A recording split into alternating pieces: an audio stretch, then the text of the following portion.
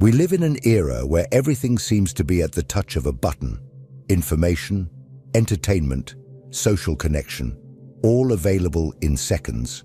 We have never had so many resources, so many options, so many distractions, and paradoxically, we have never been so unmotivated. This growing apathy that affects millions of people around the world is often interpreted as laziness, lack of discipline, or even moral weakness. But what if this conclusion is wrong? What if the problem is not the absence of motivation, but the excess of stimuli that suffocates any possibility of genuine connection with oneself? This is exactly the thesis that many contemporary scholars have been advocating, and which resonates deeply with the thoughts of Viktor Frankl. An Austrian psychiatrist and survivor of Nazi concentration camps, Frankl had his family exterminated in Auschwitz and spent years living with death, hunger, and brutality. Yet, he managed to find within himself a strength that did not come from pleasure or the hope of freedom, but from something much deeper: meaning. For Frankl, human beings are driven, above all, by a will to meaning. It is not the pursuit of comfort, pleasure, or success that keeps us alive, but the ability to attribute significance to our existence, even, and especially, in the most extreme circumstances. This thought sheds a disturbing light on the reality we face today. If genuine motivation arises from meaning, what happens when an entire society is conditioned to seek only pleasure and distraction? What happens to the human psyche when every moment of boredom is filled with a video? Every pause is occupied by a notification. Every silence is drowned out by external stimuli. This video proposes a radical reflection. Perhaps you are not unmotivated. Perhaps you are just exhausted. Exhausted from chasing goals that are not yours, from consuming content that adds nothing, from living in a constant state of distraction. The lack of motivation in this scenario is not a defect. It is a symptom, a warning that something more essential has been lost amid the noise. And this is exactly what we will explore: how modern hyperstimulation is eroding our ability to find purpose, how silence, emptiness, and discomfort, today avoided at all costs, are in fact pathways to rediscovering oneself, and how the ideas of a man who survived the hell of history can still guide us amid the technological and existential chaos of the present. If you have ever felt lost, drained, unable to act, even knowing what needs to be done, this video is for you. Because perhaps your soul is not defeated. Perhaps it is just trying to tell you that it is time to go back home. The human mind was not designed to cope with the constant bombardment of stimuli that define modern life. In millennia of evolution, our brain adapted to natural cycles of activity and rest, focus and dispersion, presence and introspection. But in recent decades, something has changed drastically. We have entered an era of hyperstimulation, where every second of silence is filled with notifications, bright screens, artificial sounds, and an avalanche of information competing for our attention at every moment. What was once considered idle time, moments to reflect, feel, just be, is now seen as wasted time. Technology, instead of being an ally of consciousness, has often become an anesthetic for the soul. We scroll through endless feeds, not because we care about the content, but because we cannot bear silence. We binge-watch series, watch short videos, consume news at a frantic pace not to inform or grow, but to escape. Escape from what? From ourselves. This behavior has profound consequences. Dopamine, the neurotransmitter associated with motivation and pleasure, is constantly activated by small spikes of digital stimulation. But these spikes are shallow and artificial. The more we expose ourselves to them, the more insensitive we become to the natural stimuli of life. What once excited us, a meaningful conversation, a creative project, a quiet walk, begins to feel tedious. Our brain, addicted to novelty and immediacy, unlearns to value the deep, the slow, the significant. This is the invisible root of modern demotivation. Easy pleasure kills real motivation. When every tiny opportunity for pause is filled with a digital reward, we lose the ability to desire deeply. It's not that you don't want to change your life. It's that your reward system is being hijacked by stimuli that merely mimic achievement. And this leads us to an even more unsettling reflection. If we are so busy fleeing boredom, are we not also fleeing the questions that truly matter? Because it is in silence, in the absence of stimulus, that the great questions of existence emerge.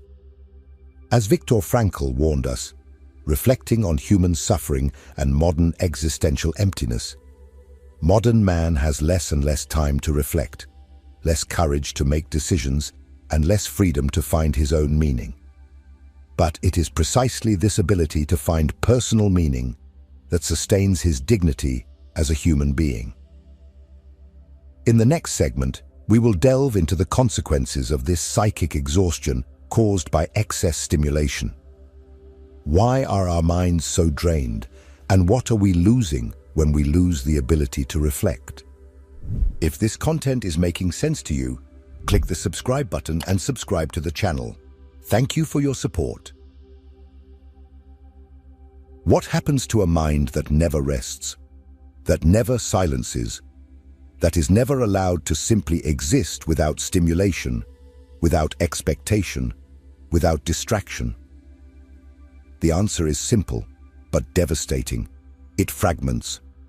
The overloaded mind does not think, it merely reacts. It does not contemplate, it consumes. And over time, this mind loses its most precious ability to reflect. Reflecting is more than thinking.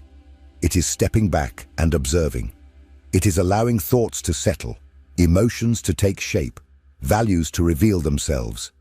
It is in this internal space of silence and elaboration that we build our identity, that we understand our experiences, that we connect with what truly matters. But when every microsecond is invaded by a new stimulus, this space is eroded. In its place, a frantic, anxious mind emerges, unable to sustain a deeper line of reasoning, let alone an existential search for meaning. The tired mind seeks relief, not clarity. And that is where the danger lies, because a mind that seeks only relief becomes dependent on anything that promises a quick escape: social media, food, pornography, shopping, excessive productivity. Anything that distracts from immediate discomfort, even if it costs long-term well-being. This is the trap. Excessive stimulation prevents us from thinking deeply, and the absence of deep thought condemns us to repeat the same empty patterns day after day. Moreover, the exhausted mind is a mind that loses touch with itself. Without moments of introspection, we no longer recognize our true emotions. We do not know what we want. We cannot identify what truly moves us. We become at the mercy of external impulses, living according to what is suggested, advertised, or imposed upon us, and not from what emerges from within. The Danish philosopher Søren Kierkegaard said that the greatest form of despair is to choose to be something other than oneself. But how can one choose to be oneself if there is never time to find oneself? The mind that does not reflect is a mind alienated from its own essence, and it is precisely this state of alienation that fuels what we call demotivation. Because when we are not connected with our emotions, our values, our most authentic goals, any action feels forced, artificial. Motivation does not arise from nothing. It is the byproduct of inner connection. And this connection requires silence, requires space, requires pause. As Viktor Frankl stated, between stimulus and response, there is a space. In that space lies our power to choose our response. In our response lies our growth and our freedom. But what happens when that space is destroyed? when there is no longer an interval between stimulus and response, when there is no more choice, only automatic reaction. In the next part, we will explore this consequence in more depth. How demotivation, in this hyperstimulated era, is not a sign of personal failure, but the muffled cry of a soul yearning for meaning.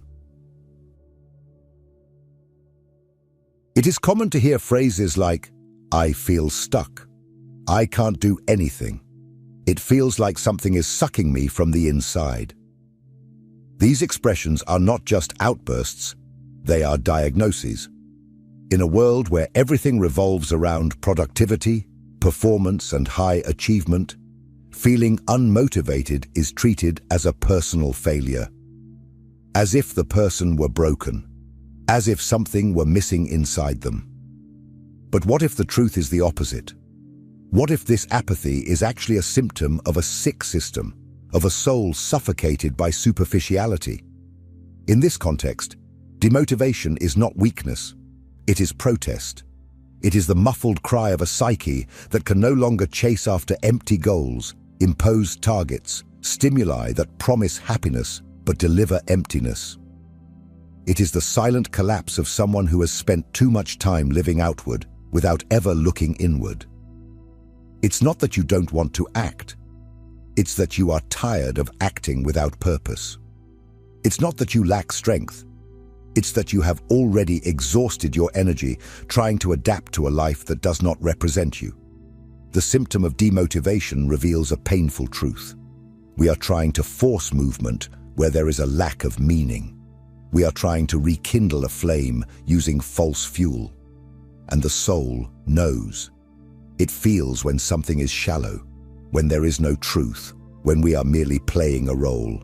And that is when paralysis arises, not because we are incapable, but because we are disconnected from what truly moves us.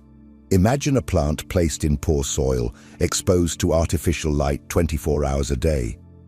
Can it grow? Maybe. But it will be weak, pale, disconnected from its natural rhythm. This is what happens to the human mind when it lives immersed in constant stimulation, in incessant demands, without time to root itself in its own being. Demotivation, in this case, is the body saying, "We need to stop." It is the soul saying, "We need to go home."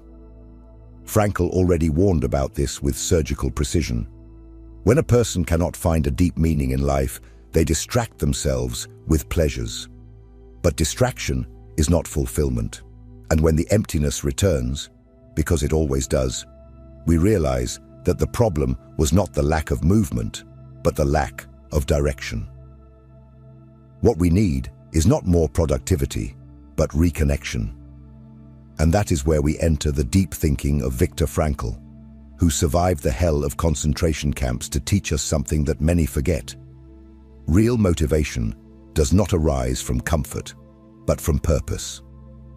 In the next part, we will dive into the heart of his philosophy and understand why the search for meaning is the only true antidote to the existential void of the modern era.